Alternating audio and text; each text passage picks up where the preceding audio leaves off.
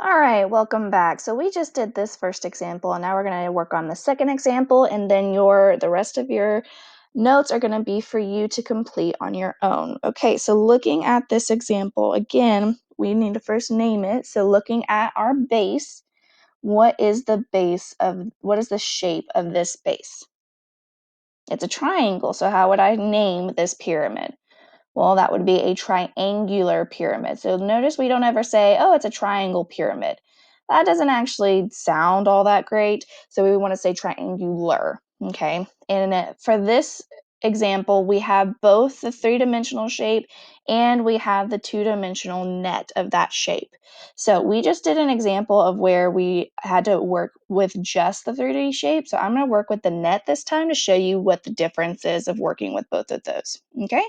So looking at each of these shapes, our base, if you notice, is always going to be in the center because that's what it sits on. So D is our base here. So let's work with D first. Okay, so D is over here. And remember that we are working with area, a triangle. So our formula is going to be area equals 1/2 base times height, or base times height divided by 2. So looking at this example, my base, which is the bottom, is going to be 5.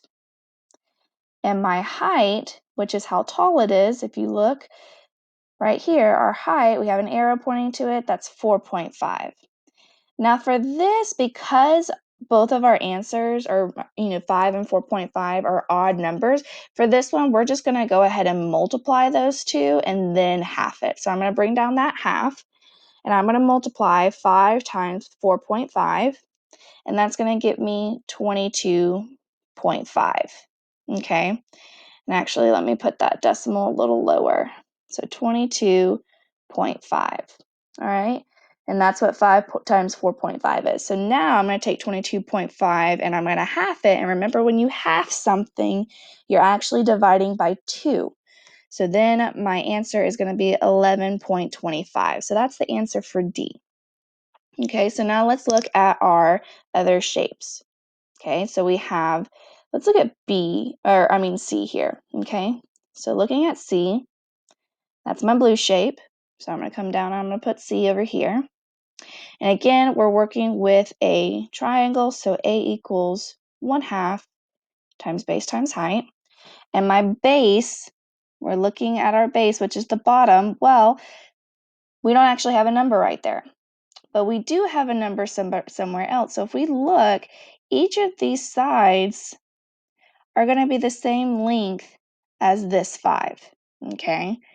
That's why they don't have any other numbers there, is because they're all the same length. So my base for C is the same as my base was for D, which is 5.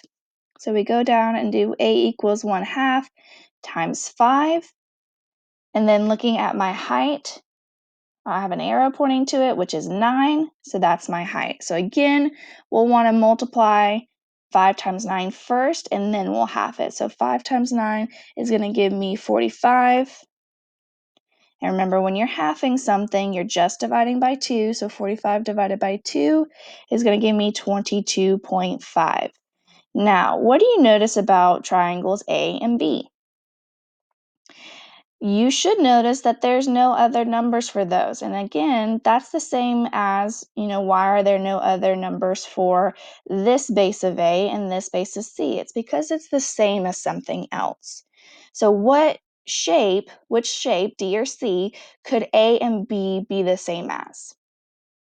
It's going to be the same as C, because those are all my sides, right?